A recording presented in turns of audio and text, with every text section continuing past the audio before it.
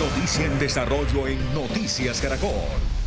En Venezuela, a esta hora, las familias de los presos políticos siguen esperando por las excarcelaciones de sus seres queridos. Beatriz Adrián, ¿quiénes han sido liberados hasta ahora? Hola, muy buenos días. Se trata de Rocío San Miguel, Yayo Pilieri y Enrique Márquez, dirigentes políticos. También están los españoles José María Basoa, Andrés Martínez Adahme, Miguel Moreno da Pena, Ernesto Gorbe Cardona y Alfredo Alvarado, Franklin Alvarado, Larry Osorio y Alejandro Rebolledo. Estos son hasta el momento las personas que han sido liberadas. En imágenes tienen el momento en el que el SEBIN trasladó a la urbanización Altamira desde el helicoide a Yayo Pilieri y a Enrique Márquez para entregárselo a sus familias sin que los medios de comunicación pudieran tener acceso a ellos, que se encontraban pues en los alrededores del helicoide, de la sede del SEBIN. Justamente esas fueron las primeras imágenes que hemos visto acerca de estas excarcelaciones, que repetimos, solo se han producido 11 de unas 400 que según la organización no gubernamental Provea iban a ser excarcelados en el día de ayer. Bastará saber qué ha sido lo que ha pasado, si es que no se han emitido las boletas de excarcelación, si es que les están haciendo las verificaciones médicas pertinentes antes de ser excarcelados. Lo cierto es que cientos de familias permanecen a las afueras de las cárceles esperando estas liberaciones. Vamos a escuchar las palabras del hijo de Juan Pablo Guanipa, quien confirmó que hasta incluso horas de la madrugada su padre no había sido excarcelado. Demasiada emoción. O sea, tengo mucha emoción, pero incertidumbre. O sea, no sé. Imagínate. Me dicen que es verdad, pero yo necesito ver la foto, porque cuántas veces no me han dicho, mira, ¿qué sabes de tu papá? Me dicen esto. Y no es verdad. Porque si tú supieras que hiciste algo malo, tienes todo el derecho a temer por las consecuencias, porque las amerita. Pero nosotros en ningún momento nos sentimos ni culpables, ni nos sentimos tristes, ni nos sentimos golpeados más allá de lo evidente. Nosotros hemos llevado esto con fuerza porque él lo lleva con fuerza. La esposa del capitán Juan Carlos Caguaripano, quien tiene casi 9 años en prisión, también escribió en sus redes sociales que hasta el momento no ha tenido acceso a él, que no ha sido excarcelado y que, bueno, que esperan la buena noticia con ansias. Y quien también se pronunció fue la dirigente opositora María Corina Machado con un mensaje a los familiares de los presos. Quiero hablarles a los familiares de los rehenes y presos liberados. Hoy, la verdad que fue perseguida y silenciada durante años logra abrirse paso, pese a la arbitrariedad, a la crueldad y al miedo. Ustedes fueron fortaleza cuando faltó la libertad. Ustedes fueron dignidad cuando abundó la injusticia. Y fueron esperanza cuando el tiempo quiso convertirse en castigo. Nada devuelve los años robados, pero este día importa, porque reconoce lo que siempre supimos, que la injusticia no va a ser eterna y que la verdad, aún muy herida, termina por abrirse paso.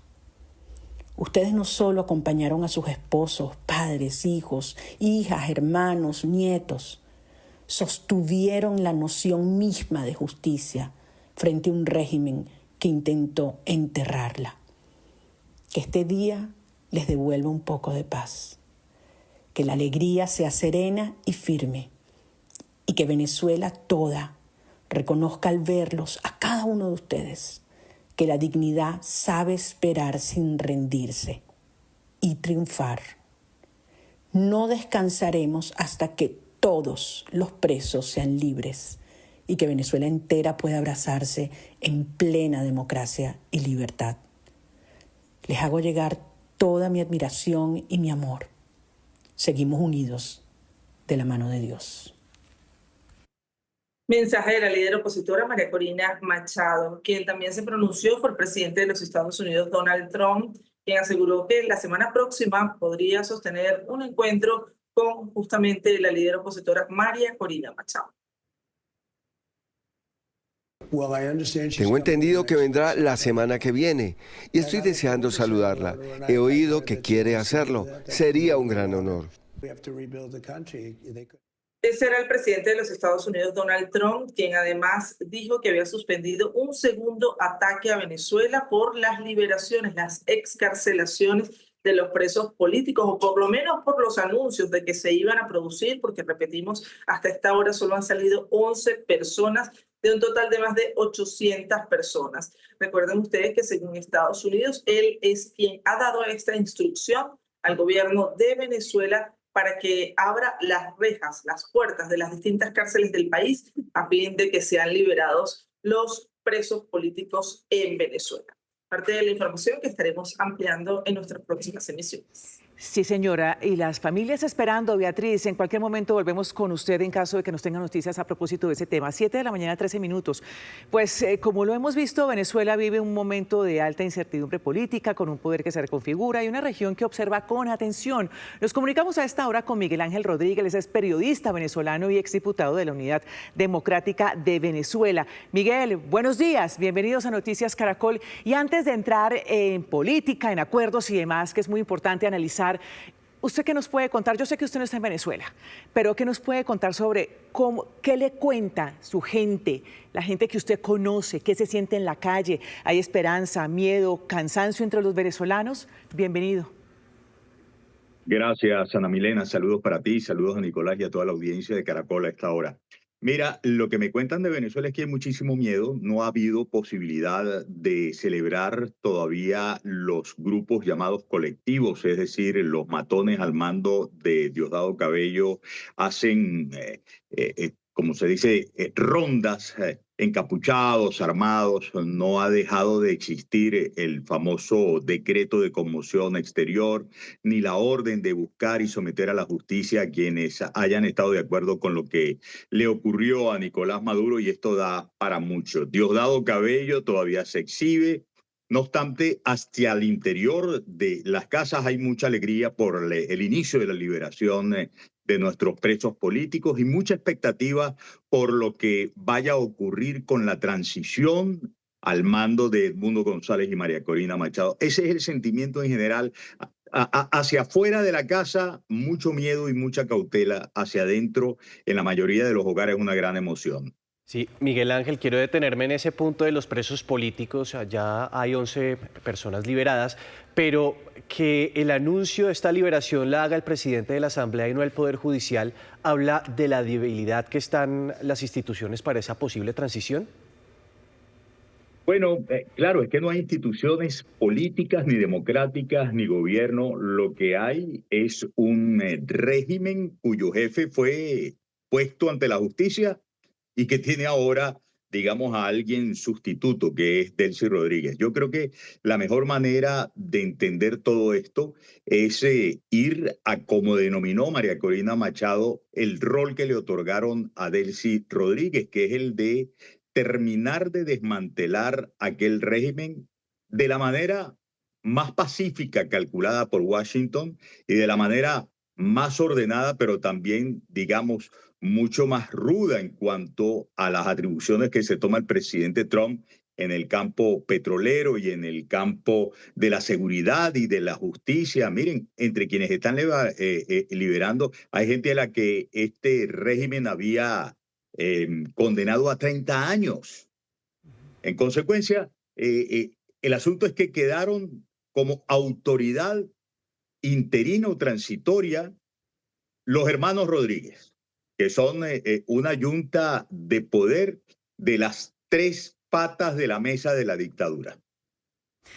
Miguel Ángel, pero estamos viendo que ya hay decisiones sobre el petróleo, incluso hasta el mismo Diosdado dijo, pues si quiere Estados Unidos comprar, le vendemos. Ya hasta se pronunció al respecto sobre el tema del petróleo. Hay liberación de los presos políticos.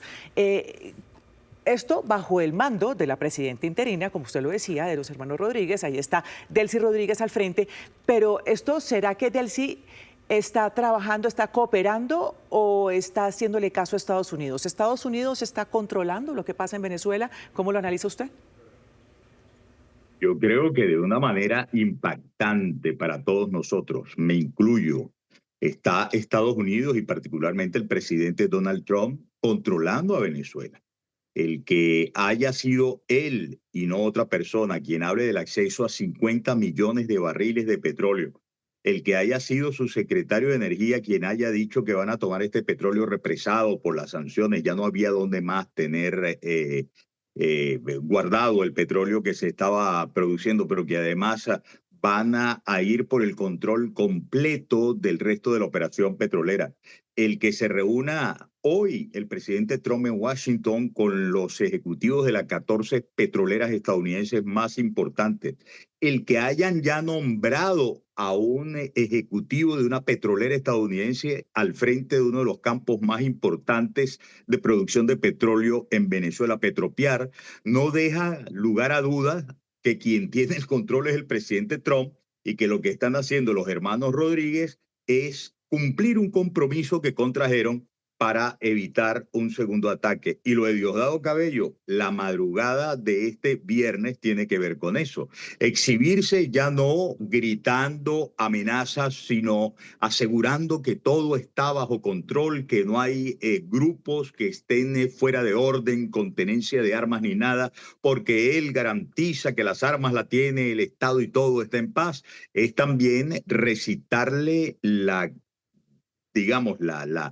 cartilla que el gobierno de Washington le había mandado a recitar, porque le habían advertido, o cooperas con Delcy que está cumpliendo una labor, o vamos por ti, y ya no es solamente para someterte a la justicia, sino probablemente también para aniquilarte. Claro, y súmele a eso que hay expectativas sobre la reapertura de la Embajada de Estados Unidos en Caracas, pero quiero conversar con usted sobre la expectativa que hay en este momento de la eventual reunión entre Donald Trump y María Corina Machado. ¿Cómo se podría dar este encuentro después de que él públicamente señaló que ella no tiene el apoyo suficiente en Venezuela para estar al mando de esta transición?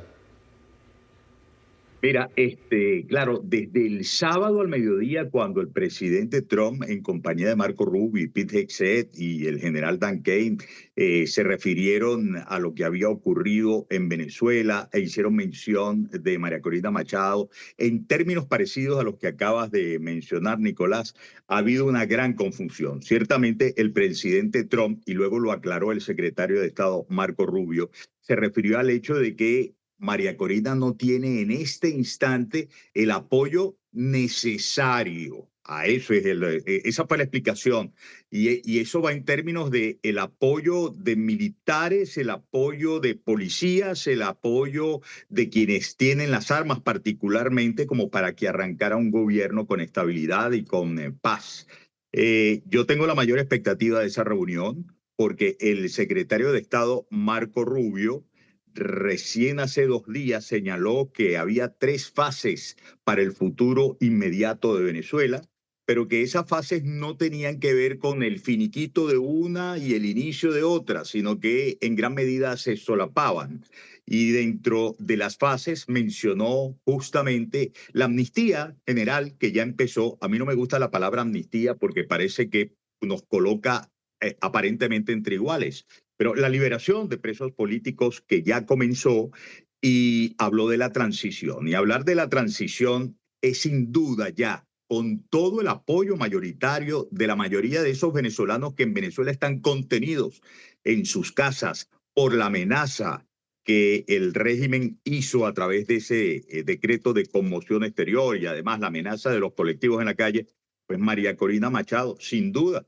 Y el propio Edmundo González Urrutia, el presidente electo de los venezolanos, es absolutamente generoso en reconocer que incluso su triunfo tuvo que ver con el capital electoral y político de esta líder legítima de la lucha por la libertad de Venezuela, que es María Corina Machado. Así que tendrán que hablar de eso, del modo y el momento de la transición. Claro, porque ¿en dónde queda la oposición? Una oposición que además está dividida. Miguel Ángel, pero usted hablaba ahora de las 3 frases, que eso es muy importante. La primera que ha dicho el secretario de Estado de Estados Unidos, Marco Rubio, es la estabilización, que está enfocada en controlar o en contener el caos político, económico, social. La segunda, que es la recuperación. Y la tercera, que es la transición. Es decir, la transición es la final y es la que apunta a consolidar una transformación política interna. ¿Usted le ve a esto ¿Cuánto tiempo? Bueno, ahí hay otra cosa, ¿no? Fíjate, primero quiero decirte que el asunto de la división de la oposición es quizás una figura en la que los aparatos de propaganda del régimen han insistido mucho. La verdad es que la inmensa mayoría opositora, el 90% del país, está absolutamente conteste con el liderazgo legítimo porque se sometió a una elección primaria de María Corina Machado y el presidente electo Edmundo González Urrutia. Los demás son grupos muy pequeños que incluso desde hace rato comenzaron a hacerle concierto al régimen de Nicolás Maduro, ¿no? Pero yo creo que no es exactamente como me lo planteas, Ana Milena. De hecho, así lo explicó el presidente, el secretario de Estado Marco Rubio, que no es que una cosa viene después de la otra. Tú buscas la declaración y te darás cuenta de que él habló de cómo se solapan las cosas. Y de hecho, lo de la amnistía estaba en la segunda fase y fíjate que ya comenzó a registrarse el día de ayer.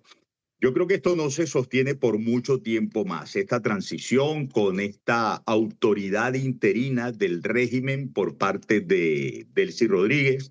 Así que mi aspiración es que el tránsito, la transición comience lo más pronto posible. Sin embargo, fíjate que le preguntaban los periodistas del New York Times al presidente Trump hace 2 noches que cuánto tiempo él creía que Estados Unidos estaría bajo control y dijo el presidente Trump que quizás muchos años, pero referido a su cálculo también de la toma de control de la actividad petrolera, por lo cual hizo una publicación extremadamente importante tras la reunión, perdón, la declaración, la entrevista que concedió anoche a Fox News, y es que los petroleros están dispuestos a invertir $100.000 millones ahí. Eso quiere decir que van por la reconstrucción no solamente de la industria petrolera, sino a propósito del dinero que generará la industria petrolera. También calcularon que van a recuperar toda la infraestructura eléctrica de Venezuela y toda la infraestructura física de Venezuela, la vialidad y cosas por el estilo, a lo cual han hecho mención. Eso quiere decir que María Corina Machado podría entrar en funciones y podría contar, cosa que me imagino hablarán en Washington la próxima semana, con el apoyo de Estados Unidos por más tiempo. Miguel Ángel, viendo la Constitución de Venezuela, dicen que cuando falta el presidente, pues se tiene que convocar a elecciones en un plazo máximo de 6 meses. ¿Usted considera que en este momento, bajo la tutela de Estados Unidos, pero también bajo la tutela de Delcy Rodríguez, están las condiciones dadas para un proceso electoral? Esa es difícil pregunta. Primero, porque no hay en estos momentos un Estado constitucional. Fíjate que cuando se llevan a Nicolás Maduro, ofician al Tribunal Supremo, que es del régimen. Esos son grupos de juristas del régimen. Y lo que debía hacer el Tribunal Supremo por la Constitución era declarar si había una falta temporal o una falta absoluta.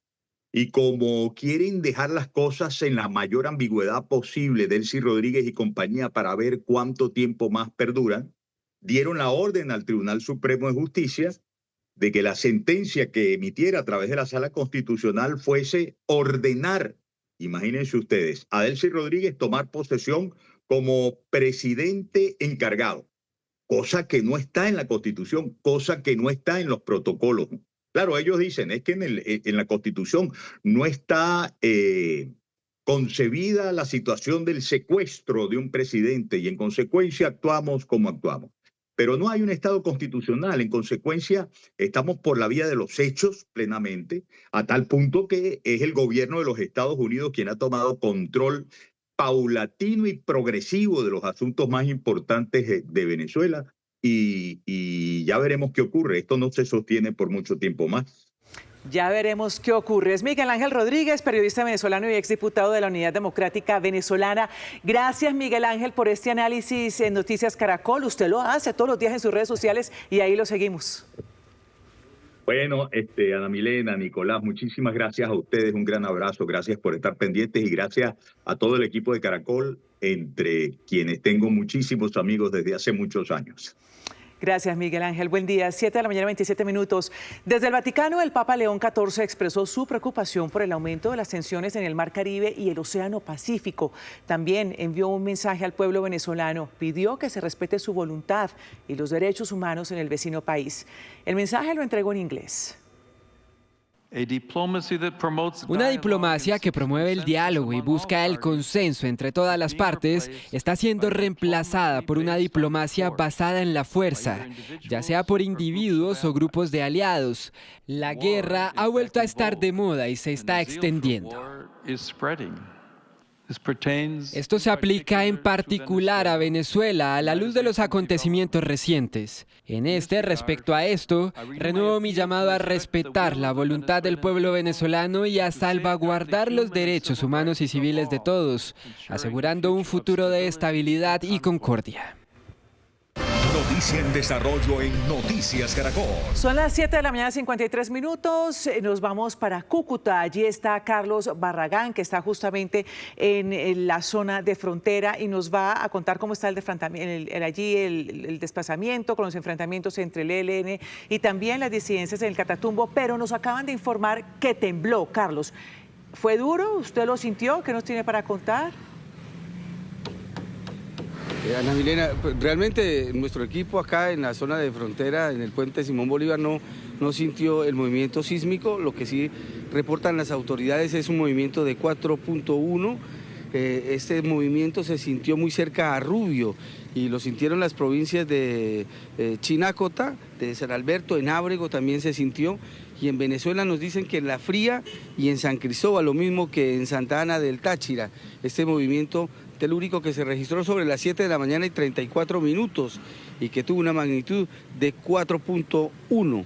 Las autoridades están evaluando las posibles afectaciones que pudo haber tenido este movimiento que se registró ya hace cerca de 30 minutos.